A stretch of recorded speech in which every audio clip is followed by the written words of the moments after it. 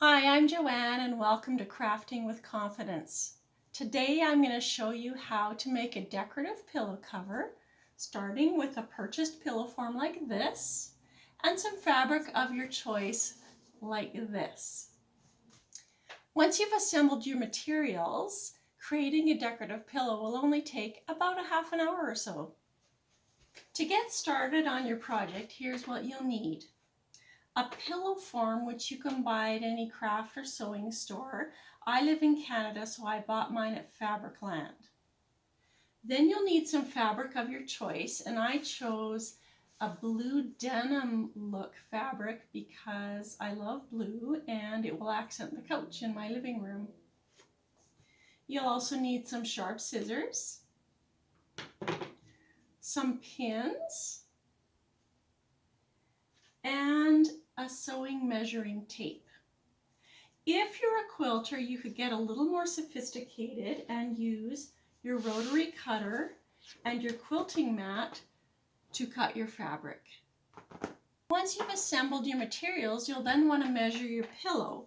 The packaging on my pillow said 14 inches by 14 inches, but I'm just going to double check so that I get the right size fabric around it.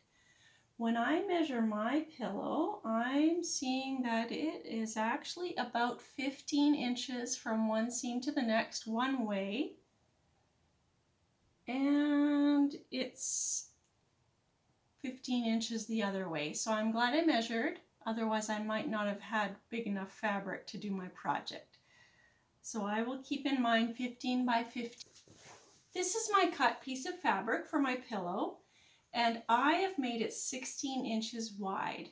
The pillow's 15 inches wide, and I wanted to have a ½ inch seam allowance on each side, which is why this is 16 inches wide.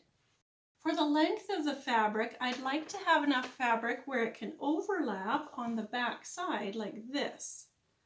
So to figure out how long to do that, I'll take the length of my pillow, which is 15 inches. I'm going to double that for the two sides, which makes 30 inches. I'm going to add 2 inches on each side for overlap, which makes 34 inches, and 1 more inch for 2 seam allowances, which makes a total of 35 inches. So my piece of fabric, I have cut 35 inches long. We're getting close to the sewing part, which is going to be really fun.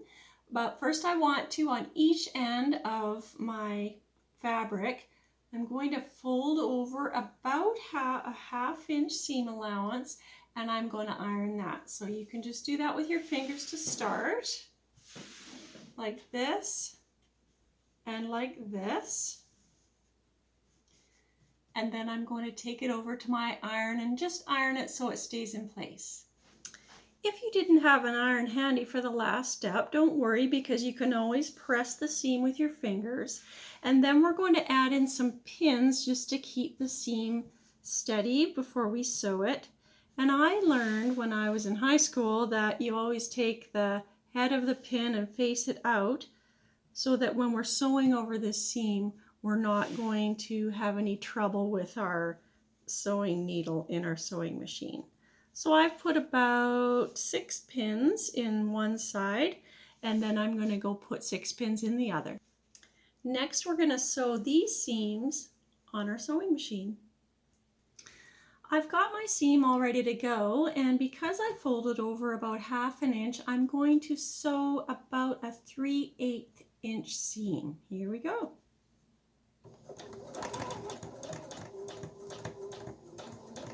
It's always important to take your pins out as you go before your machine runs over them, or you could run into problems with your machine. I like to stop mine before I actually run into this needle. There we go. All I need to do is clip my threads on each side, and I will do the other side. Now that I've sewn my fabric on each end to clean it up, I am going to take my pillow form, tuck it inside, and try folding over the fabric just to see how it looks.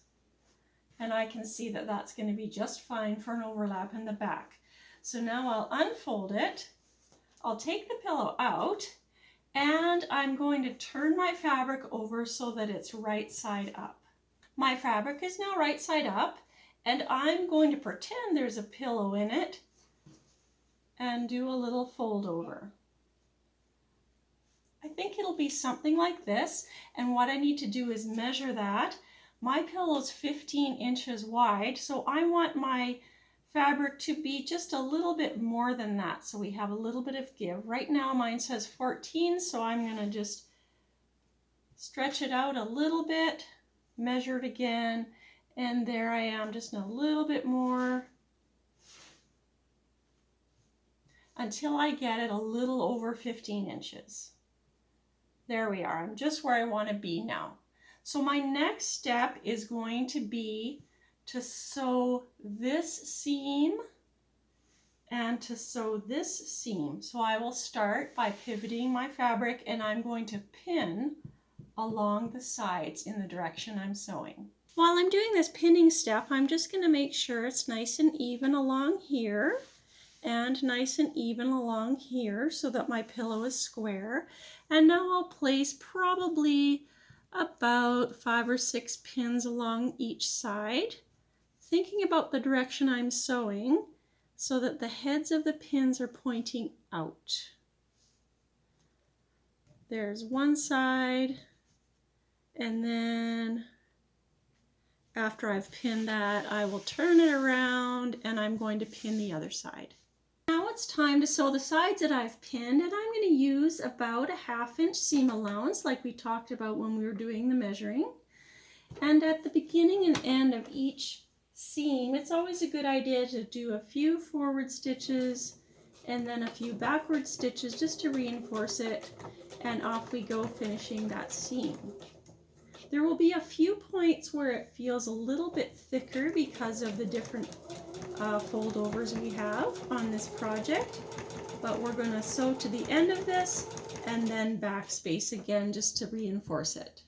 Sometimes when people are sewing, they worry if they have a fancy enough sewing machine or not, but the truth is any sewing machine will work for this kind of project as long as it sews a straight line. You don't have to have anything really special. And if you didn't have a sewing machine, you could also sew it by hand. It would just take longer if you're going to do it that way and might be a little more tedious. But sewing machines, as long as they do a straight line and sometimes a zigzag stitch, that's really about all you need for most sewing projects.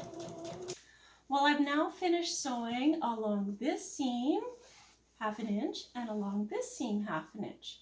Before I turn this inside out, the right side out, so I can see what my project has turned out like, I'm just going to clip the corners a little bit to make it easier to turn around. So just clip a little bit of that seam off just in the corner to take away a bit of bulk. You don't want to cut through the seam you've sewn, but a little bit close to it. So I've cut my corners, and now I'm going to flip it inside out.